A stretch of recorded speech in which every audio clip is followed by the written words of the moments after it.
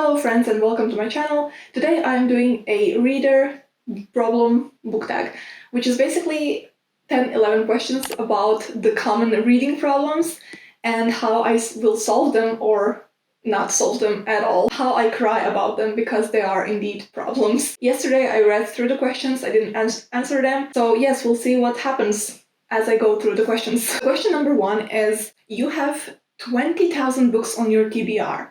How in the world do you decide what to read next? I used to be a mood reader. I'm not a mood reader anymore, at least not currently, because I have a certain list of 50 or so books on my TBR on the Goodreads shelf. If I have to decide what to read next in this moment, I will definitely go to this list, but I won't really know what I want to read at the moment. Most of the times I choose the most popular book or the book that recently came out so I can review it and be one of the first to review the book. But if I were to follow my emotions, I always want to choose a book that just gives me that excitement, that I just feel will be one of my all-time favorite books if I read it, if I only read it. So I usually choose popular books or my physical TBR as well. I really am trying to first read the books that I have, and I also focus, especially this year, on the books that have just came out. But in the end, of course, I choose the book that's not on my list on Goodreads. It's not on my TBR on Goodreads. I don't even own it.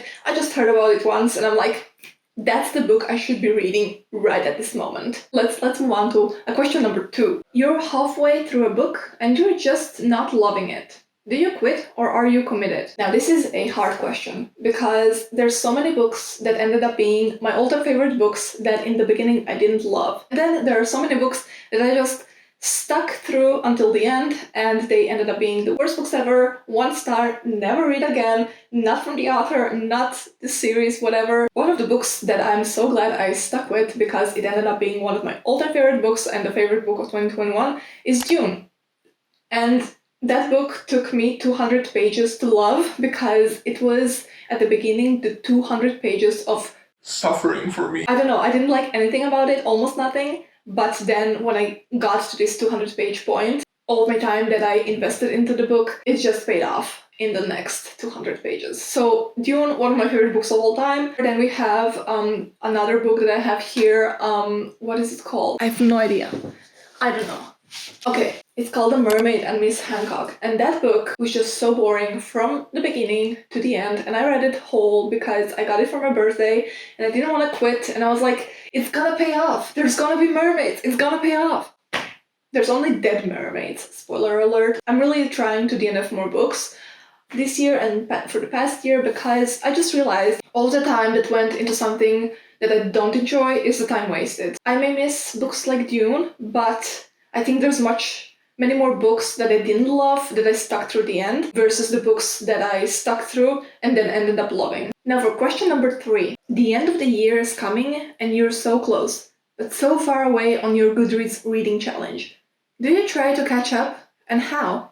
So Goodreads reading challenge is another one of my weaknesses because I love having a lot of books read on Goodreads. I love having that number, which is another thing I'm trying to fix this year. I'm trying to focus on quality, not quantity, but it's so hard. Whenever I see this number growing and growing on Goodreads and reaching 100, my heart blossoms into a flower and I just feel so proud, although I barely remember what I read that year. If I am nearing 100 books, which is basically, now I have marked on my Goodreads like 12 books in a year, but basically, I want to read 100 books. And if I'm nearing that point by the end of the year, I will definitely try to reach it. And I will try to reach it by reading a lot of manga and like comic books and novellas and short stories and stuff like that. That can be like counted as one book on Goodreads, so I can reach my goal.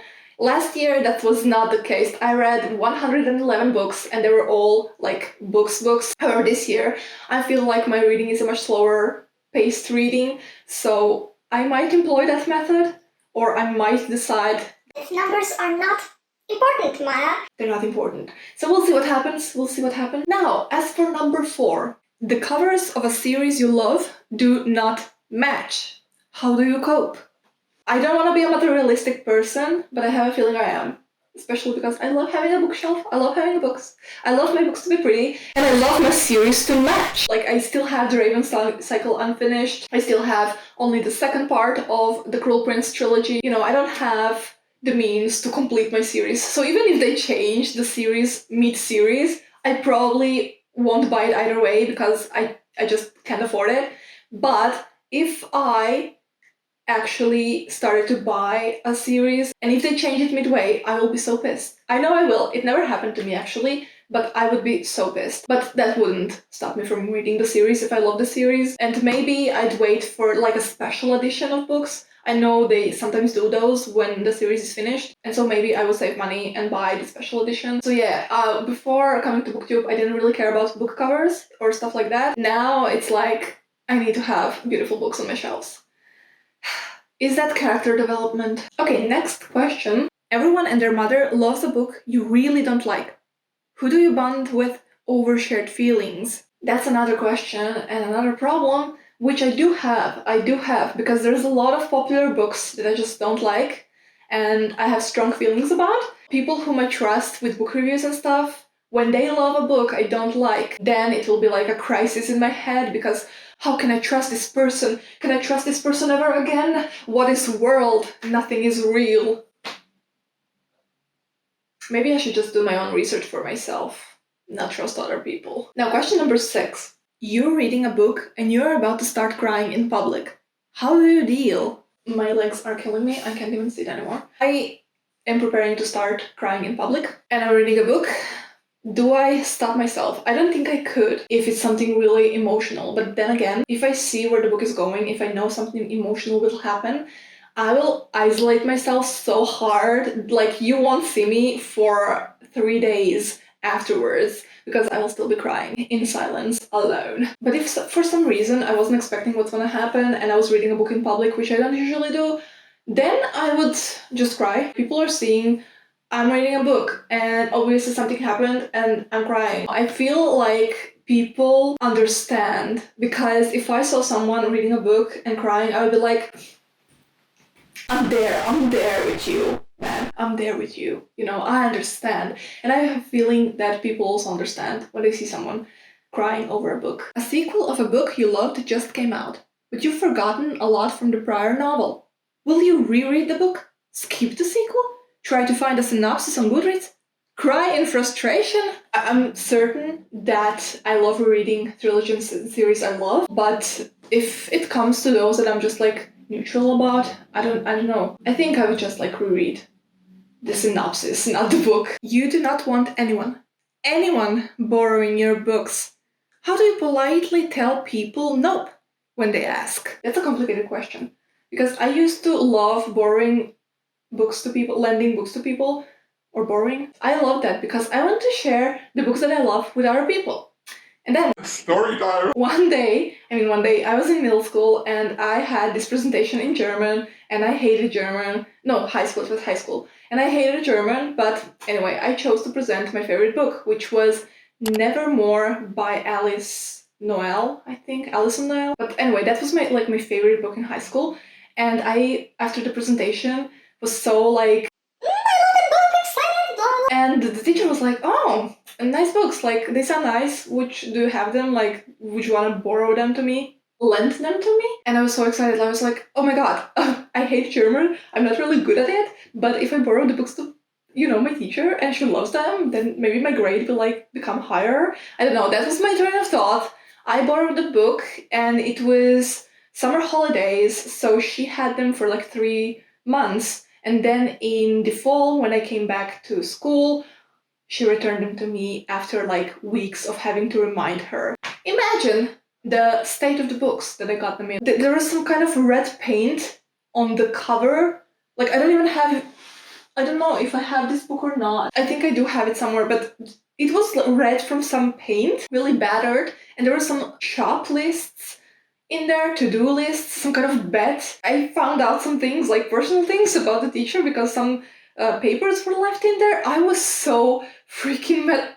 She threw the 2 books on my table as she was passing by. She didn't say thank you or anything, and this left me scarred for life. I tell you, I still remember this. Anyway, so after that, I'm very hesitant to actually borrow books to people.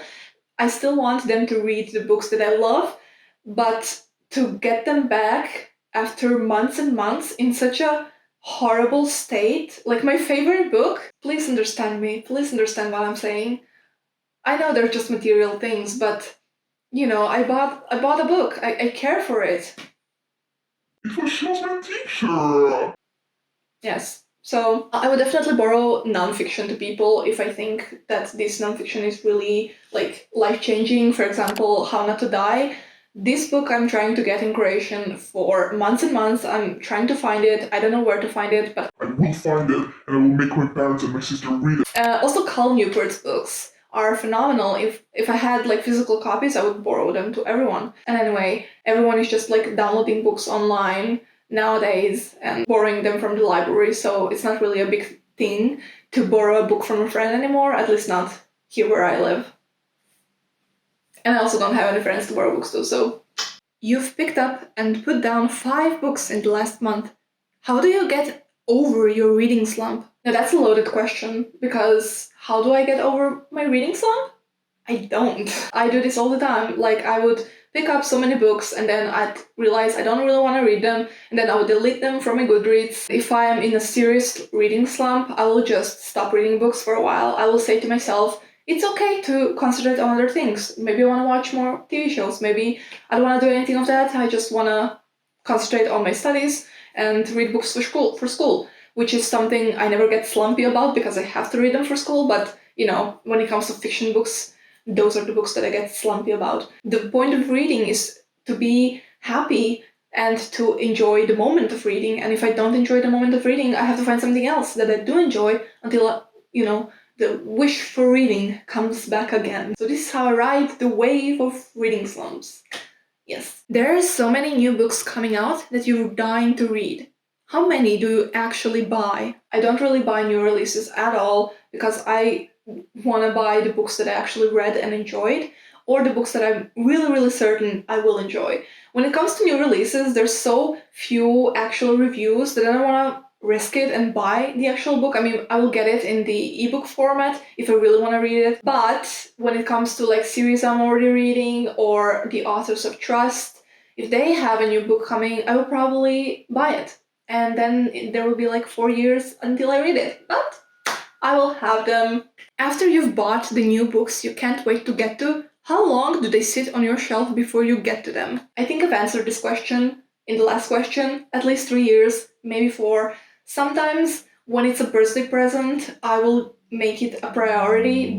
But on the other hand, I still have Overstory by Richard Powers, which was a birthday present from 2 years ago, and I still haven't read it. I will say I'm proud of this fact. Most of these books on my shelves are the books that I already read. I only have this bookshelf is the one that the books that I am currently reading or am planning to read. All the others are mostly the books that I already read. So yes, sometimes it is years before I read the book, but that's not a rule. That's an exception. My library doesn't have many English books, so I read the books that I actually own, and then I buy a new batch, and then I read that batch, and that's how it goes. So this was my fast-paced reader problems book tag. Thumbs up, subscribe, and I'll see you in one of my next videos.